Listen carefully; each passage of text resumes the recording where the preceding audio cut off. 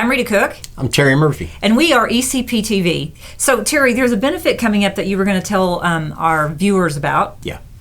All right, it's a benefit. It's on April 29th from 1 p.m. to 1 a.m. It's for a fellow here named Mark Garza, Sr., and he's fighting a battle with cancer.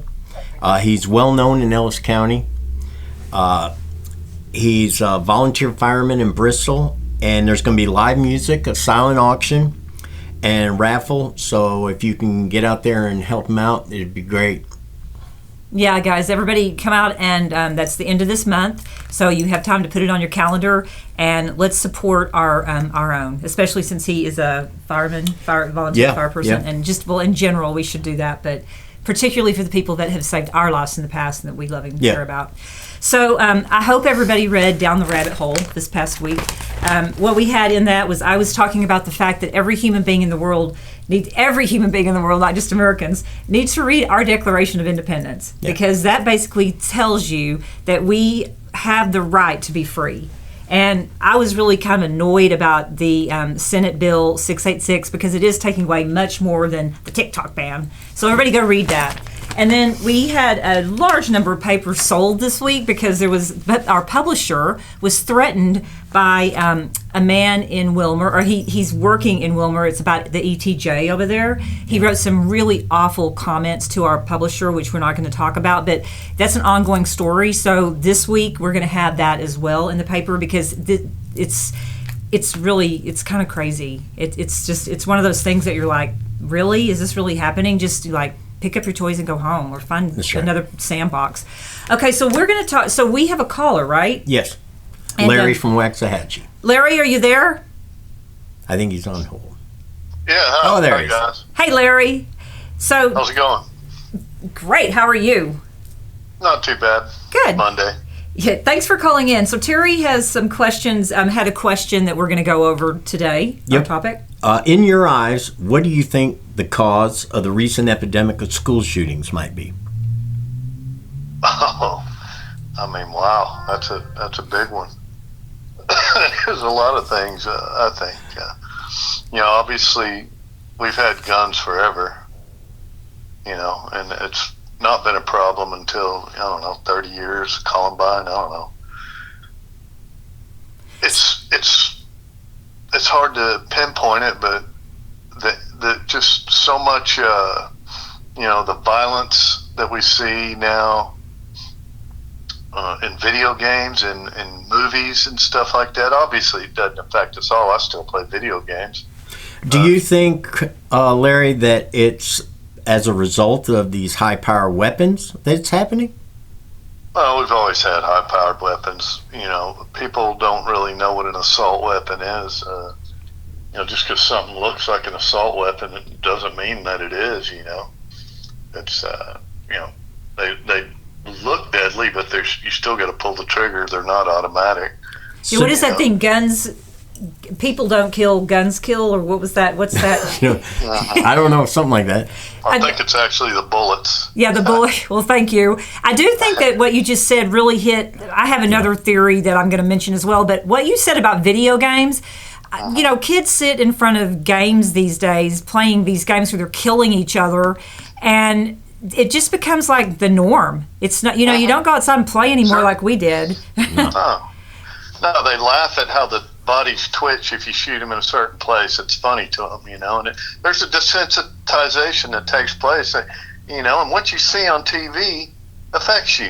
People argue about that, but there's a $1 million, $1 billion advertisement agency that proves it. Why would these advertisers pay all this money to advertise whatever they want? Because they know it influences you. That doesn't mean it's going to make you kill somebody, but but the question does come down to, let's come down to this question of, and I'm not going to say anything negative about Democrats or Republicans here, but we do know Democrats want to get rid of guns, which is the first step to a dictatorship, communism, totalitarianism. However, that's how you do it. That's how you do it, is start making it look like this is the reason for this when we know it's not. We know it's not, right, Terry? Yeah. Larry?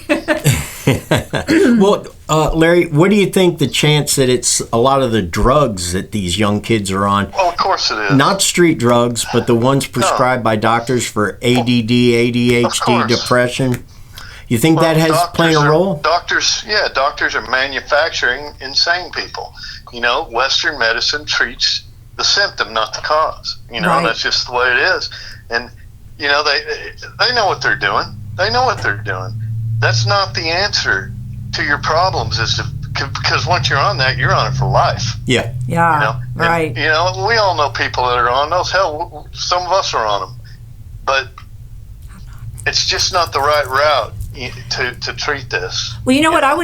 This is one thing I say, like if we do have an apocalypse or whatever we want to call it, the first people that are going to be gone are the ones that are on medication right now. And I don't care if it's medication for something horrible like cancer or high blood pressure, or if you just need to, like, you know, smooth your life out for the day with Valium or something. Those are the first people that are going to be gone because they don't have any tools to manufacture a life, that they don't need all this crap.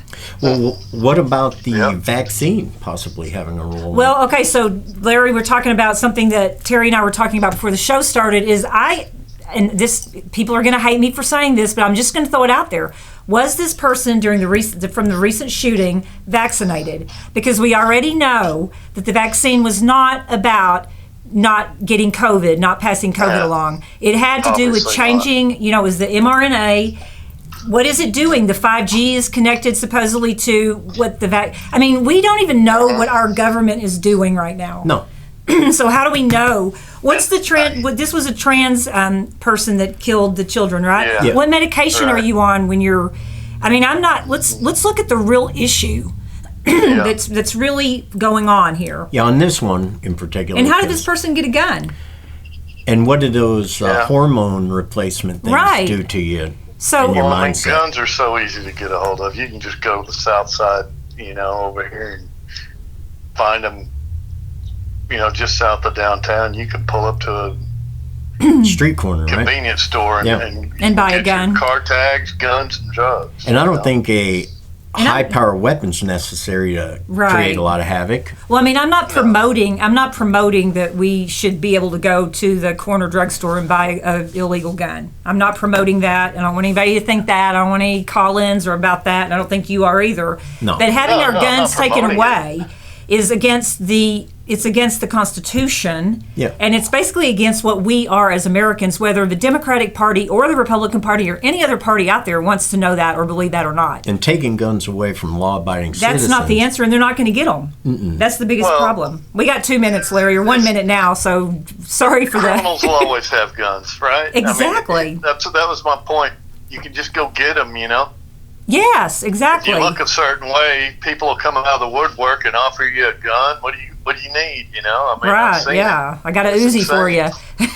All right, Larry. Thank you so much. Will you call back again sometime soon, and we can have another chat about something? You're very enlightened. I would love to. Thank you so much. I'm Rita Cook. Take care, guys. Terry Bye-bye. Murphy. Take care. Bye.